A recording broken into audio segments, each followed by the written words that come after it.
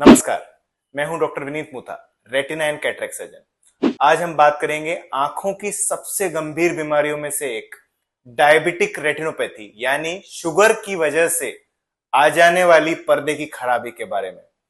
यह हर साल करोड़ों लोगों को अंधा करती है। इस बीमारी के बारे में ध्यान से सुने। क्या होता है डायबिटिक रेटिनोपैथी? आंखों के पर्दे में खून प्रवाह शरीर से आता है। जब ये खून प्रवाह आता है तो अगर उसमें शक्कर है तो खून की जो नलियां हैं उसके सेल्स डिस्प्लेस हो जाते हैं, जिस वजह से बीच में गैप बन जाता है और इस गैप की वजह से लीकेज होता है ब्लड का और फ्लूइड का। ब्लड लीकेज की वजह से आंखों में खून आता है, फ्लूइड लीकेज की वजह से आंखों के पर्दे के बीच में सूजन आती है, जो दोनों ही इस बीमारी में रोशनी कम करने के मुख्य कारण होते हैं।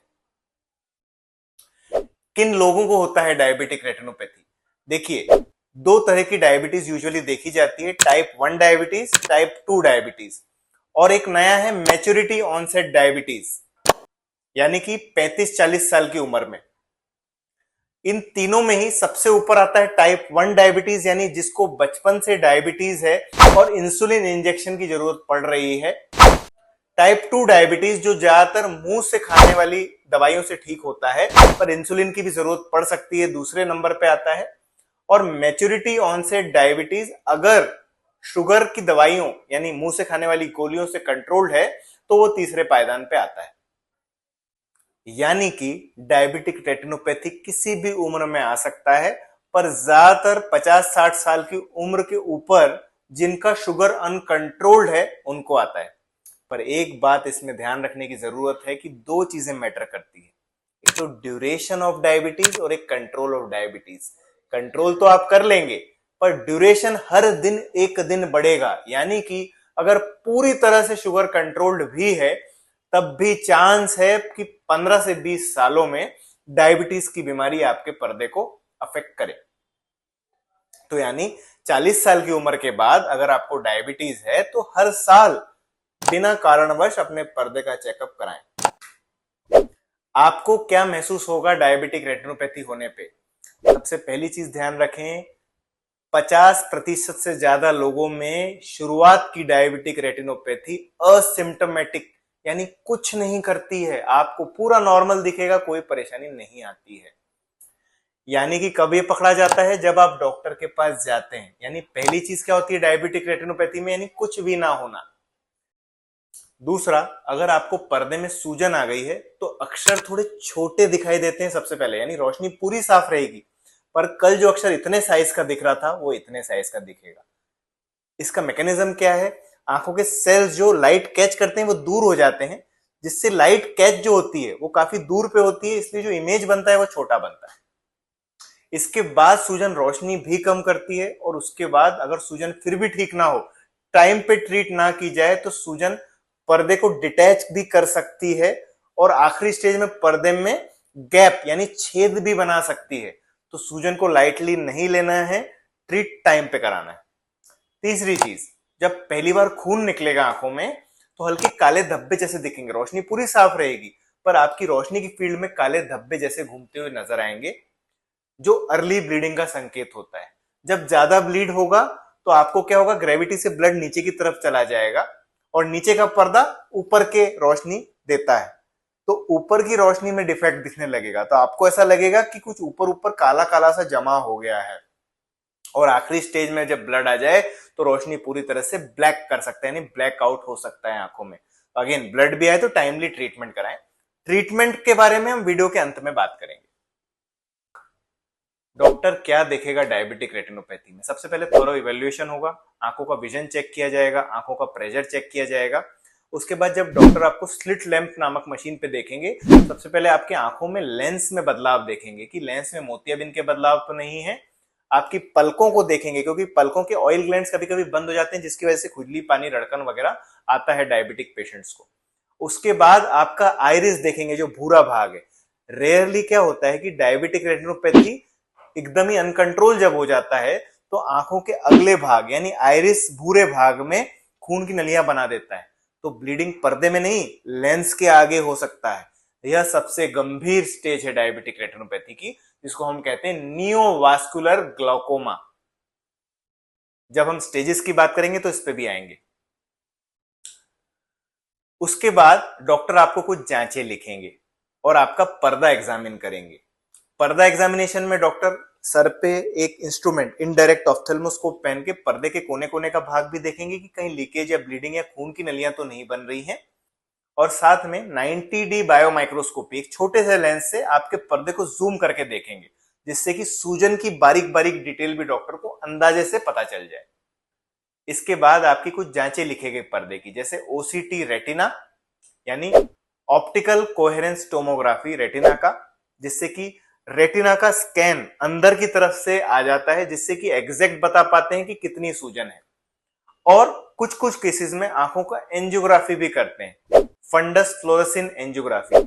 ये हार्ट के एंजियोग्राफी की तरह खतरनाक नहीं है, तो चिंता ना करें। ये साधारण सी दवाई एक डाली जाती है हाथ में और आंखों के बस फोटो खींचे जाते हैं। आप इसमें पूरे समय बैठे रहते हैं, यानी लेटने की भी आवश्यकता नहीं है।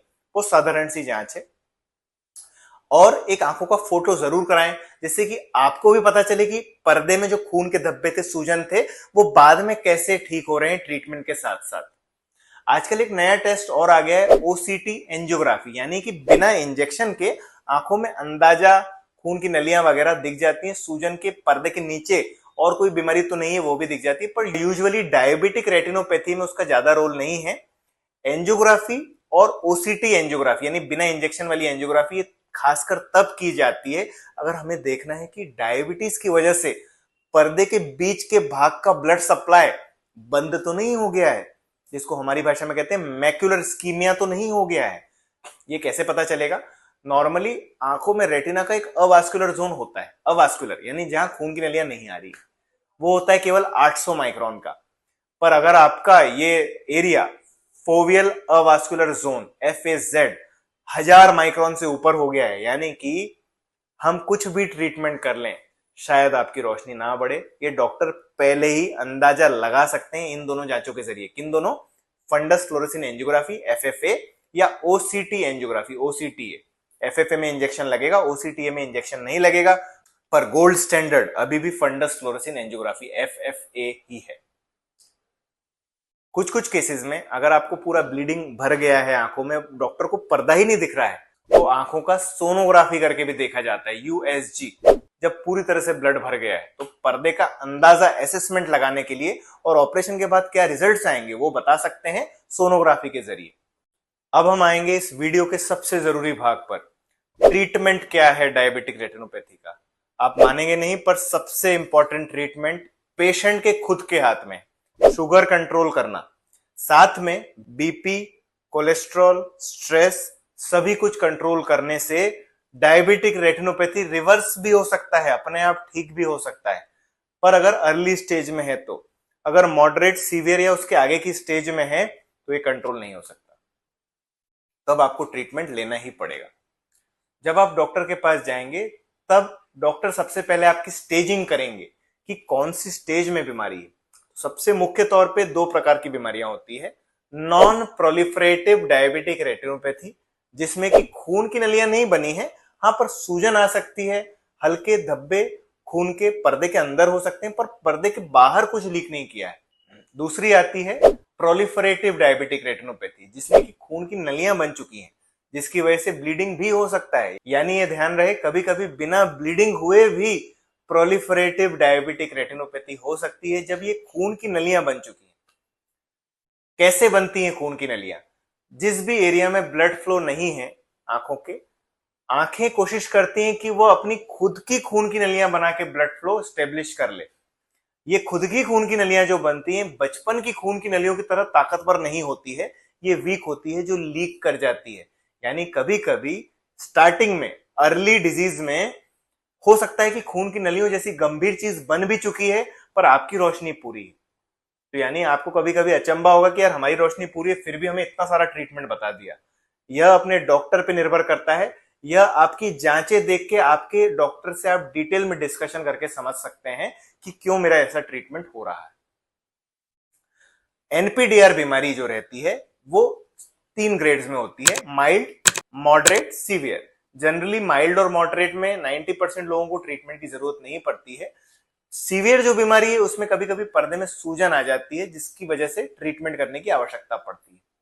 इसके बाद आते हैं पीडीआर के क्लासिफिकेशन पे, प्रोलिफरेटिव डायबिटिक रेटिनोपैथी के, जिसमें होता है अर्ली और हाई रिस्क।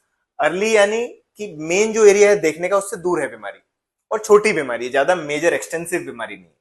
हाई रिस्क यानी बीमारी एक्सटेंसिव है, बड़ी बड़ी खून की नलियां बन चुकी हैं या ब्लीडिंग ही हो चुका है, तो हाई रिस्क पीडीआर में आते हैं। क्या ट्रीटमेंट है सूजन का और क्या ट्रीटमेंट है ब्लीडिंग का?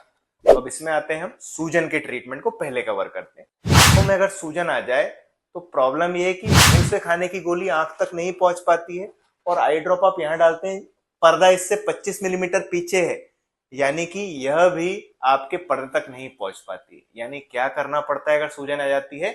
आंखों के अंदर ही दवाई देनी पड़ती है।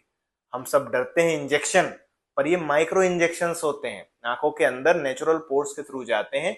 पेशेंट को 99% लोगों को फील भी नहीं होता है कि कुछ हुआ है। 1% जो बहुत ज्यादा घबरा रहे हैं उनको हल्का चींटी काटने सा महसूस होता है। बेसिक से लेके महंगे तक कई सारे इंजेक्शंस होते हैं जो सारे ही बराबर काम करते हैं, पर ड्यूरेशन, मैकेनिज्म ऑफ एक्शन अलग अलग हो सकता है। इसकी जानकारी आप अपने डॉक्टर से लें, और अगर आपको फिर भी नहीं समझ में आ रहा है तो लिंक डिस्क्रिप्शन में, वहां पे आप जानकारी ले सकते हैं, जिस वीडियो में मैंने इंजेक्शंस को एक्सटेंसिवली कवर किया है। पहले के जमाने में जब इंजेक्शंस नहीं थे तब ग्रिड लेजर किया जाता था, लेजर जिससे कि जो नलियां लीक कर रही हैं उसी को आपने बंद कर दिया, तो लीकेज ही नहीं हो रहा, तो सूजन नहीं आ रही। पर उसके कारणवश क्या होता है, एक ब्लैक स्पॉट आपकी फील्ड में आ सकता है। यानी कि आप सोचेंगे यार इंजेक्शन से कोई आधुनिक ट्रीटमेंट है क्या? कुछ लोग लेजर बताते हैं, पर लेजर पुराना ट्रीटमेंट था जब इंजेक्शन नहीं थे। सबसे अच्छा ट्रीटमेंट और आधुनिक ट्रीटमेंट आंखों के अंदर वाले इंट्राऑक्यूलर इंजेक्शन ही होते हैं, जिसमें कुछ इंजेक्शन आजकल ऐसे भी आ गए जो 4 से 6 महीना काम करते हैं, यानी बार बार लगाने का झंझट खत्म। पर उसके प्रोज एंड कॉन्स डिटेल में समझ लें अपने डॉक्टर से। इंजेक्शन और लेजर ही मुख्य ट्रीटमेंट है इस बीमारी का, सूजन का, पर अभी और भी आविष्कार हो रहे हैं, स्टडीज चल रही हैं, जिससे कि आई ड्रॉप के जरिए ही इस गंभीर बीमारी का ट्रीटमेंट हो सके। कौन से इंजेक्शन यूज होते हैं? Anti VEGF injection. क्या है? Anti vascular endothelial growth factor injection. इसको सिंपल भाषा में समझें, वास्कुलर ग्रोथ फैक्टर क्या करेगा? खून की नलियां बनाएगा और लीकेज करेगा। एंटी VEGF क्या करेगा? खून की नलियों को कम करेगा। तो यह इंजेक्शंस यूज होते हैं आंखों के अंदर देने के लिए, जो बहुत ही सेफ है, इनके कोई साइड इफेक्ट नहीं है। सूजन ठीक हो रही है कैसे पता चलेगा? आपकी रोशनी बढ़ेगी और चीजें फिर से नॉर्मल साइज की दिखने लगेगी, जो पहले छोटी दिख रही थी। अब आते हैं हम ब्लीडिंग के ट्रीटमेंट पे। ब्लीडिंग का ट्रीटमेंट दो तरह से कंट्रोवर्सी है। आपको आपके डॉक्टर की सलाह अनुसार ट्रीटमेंट कराना चाहिए, क्योंकि कभी कभी ब्लीडिंग के साथ पर्दे में खिंचाव भी होता है। तो मैं एकदम संक्षिप्त में बता देता हूं। अगर केवल ब्लीडिंग है और पर्दे में खिंचाव नहीं है तो पहले एंटी VEGF इंजेक्शन लगवाएं, फिर ही लेजर कराएं। आपको गुमराह किया जा सकता है ये बता के कि नहीं डायरेक्टली लेजर हो जाए, डॉक्टर के जरिए नहीं, बट हाँ जो स्टाफ आपकी काउंसलिंग कर रहे हैं वो बता सकते हैं कि भाई इंजेक्शन की जरूरत नहीं, डायरेक्टली लेजर करा लें।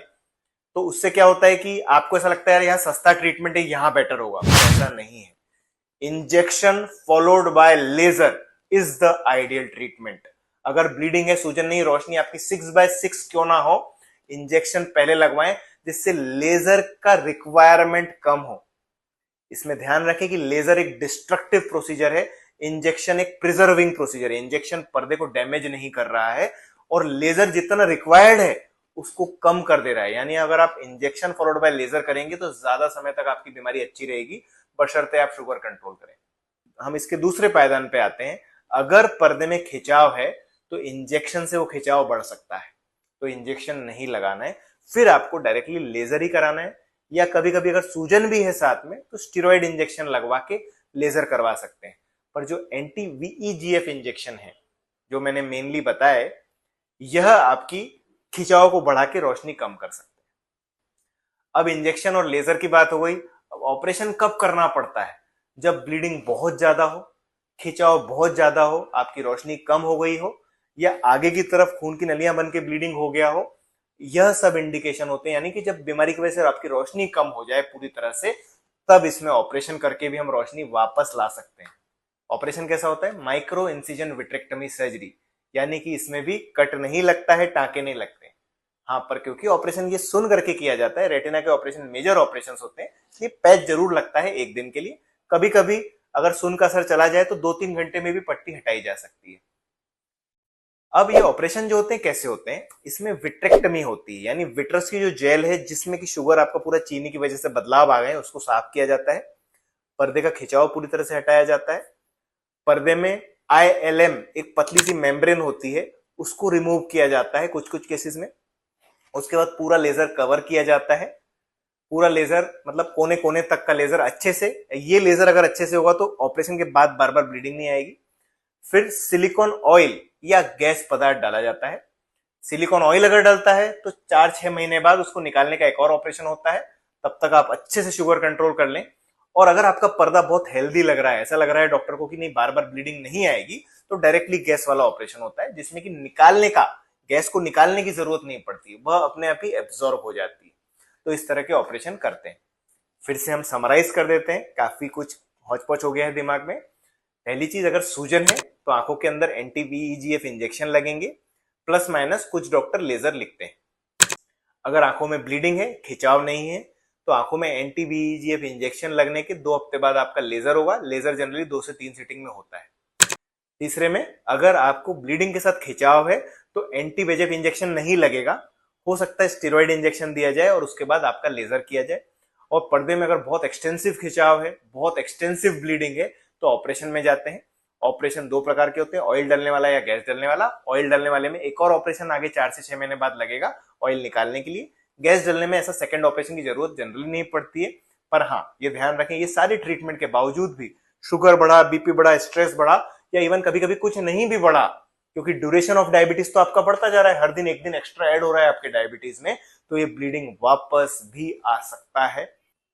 पर ये ध्यान दीजिए, ट्रीटमेंट करी हुई आंखों में, लेजर करी हुई आंखों में risk of bleeding, risk of सूजन थोड़ा कम रहता है। यानी ट्रीटमेंट कराने से आप ये पाएंगे कि बार बार जो बीमारी आ रही है उसकी चांसेस कम हो जाते हैं। पर इंजेक्शन और लेजर को हमेशा अपना दोस्त माने, दुश्मन ना समझें। डॉक्टर आपकी आंख खराब करने के लिए कोई भी कदम नहीं उठा रहे हैं। बहुत सारे पेशेंट हमें बोलते हैं कि इंजेक्शन लगवा लगवा के आंख खराब हो गई। अरे जी, उनको डायबिटीज भी तो था, डायबिटीज कभी कंट्रोल नहीं था, ये कोई नहीं बताता। डायबिटीज की वजह से आंख जाती है, इंजेक्शन की वजह से नहीं। क्या प्रोटोकॉल से इंजेक्शन दिए जाते हैं? पहला इंजेक्शन 1 मंथ, दूसरे मंथ पे दूसरा, तीसरे मंथ पे तीसरा। ये लोडिंग डोज होती है, ये लगवानी आवश्यक है। भले ही दूसरी डोज के बाद आप ठीक हो जाएं, फिर भी तीसरा डोज लगवाना जरूरी है, क्योंकि ये लोडिंग डोज होती है। कुछ कुछ डॉक्टर अगर बहुत ही आपका इंप्रूवमेंट आ जाता है तो स्किप कर देते हैं 3rd डोज। पर आगे भी ट्रीटमेंट जारी रखने के लिए आपको फॉलो अप करते रहना है। अब हम आते हैं फाइनल एस्पेक्ट पे, क्या प्रोग्नोसिस है? देखिए, अगर शुरुआत में बीमारी पकड़ ली जाए, आप शुगर कंट्रोल कर लें, तो ये बीमारी एक बिल्कुल ही नॉर्मल सी बीमारी है जो आराम से ठीक की जा सकती है। अगर आपने ट्रीटमेंट टाइम पे नहीं लिया, शुगर टाइम पे कंट्रोल नहीं किया, तो ये पूरी तरह से रोशनी ले जा सकती है। टाइम पे ऑपरेशन हो जाने के, टाइम पे इंजेक्शन लग जाने के अच्छे रिजल्ट्स हैं। डायबिटिक रेटिनोपैथी से घबराना नहीं है, उसका ट्रीटमेंट कराना है, बिना कारणवश भी डॉक्टर को दिखाना है, और जो डॉक्टर बताए वो फॉलो करना है। डायबिटिक रेटिनोपैथी आने पे जल्द उसका ट्रीटमेंट कराएं। नमस्कार।